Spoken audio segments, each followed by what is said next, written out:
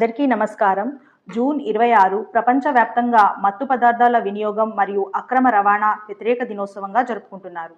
ఈ రోజు యొక్క ముఖ్య ఉద్దేశం మత్తు పదార్థాలు వాడడం వల్ల వ్యక్తి, సమాజం, కుటుంబం ఎంతగా నష్టపోతుందో తెలియజేయడం. మత్తు పదార్థాలు ఆరోగ్యాన్ని క్షీణింపజేస్తాయి, మానసికంగా బలహీనతను తెస్తాయి, జీవితాన్ని నశింపజేస్తాయి.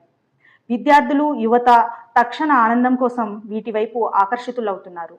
కానీ అది తాత్కాలిక మాయ. చివరకు అది వ్యసనంగా మారుతుంది. జీవితాన్ని, కుటుంబాన్ని, భవిష్యత్తును కొల్లగొట్టే మృత్యుదారిగా మారుతుంది. ఇటీవల సంవత్సరాలలో మత్తు పదార్థాల వినియోగం మరియు రవాణా పెరిగిపోతుండడంతో మానవతా విలువలు, సమాజ స్థిరత్వం క్షీణిస్తున్నాయి. మన యువత ఈ మానసిక రుగ్మతలో చిక్కుకోకుండా ఉండేందుకు విద్య, అవగాహన, ప్రేమతో ముందుకు తీసుకువెళ్ళాలి. మనమందరం ఒక సమాజంగా చేతులు కలిపి డ్రగ్ ఫ్రీ ఇండియా వైపు